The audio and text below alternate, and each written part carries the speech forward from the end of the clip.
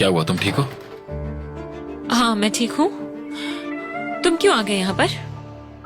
मैं चार्जर लेने आया था।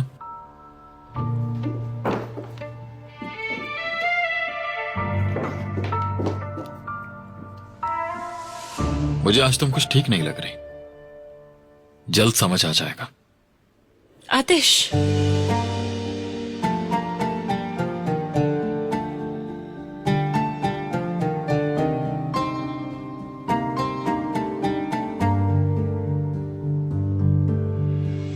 हाँ कहो।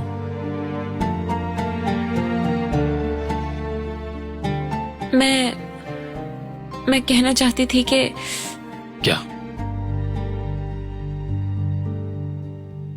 फिर मिलते हैं।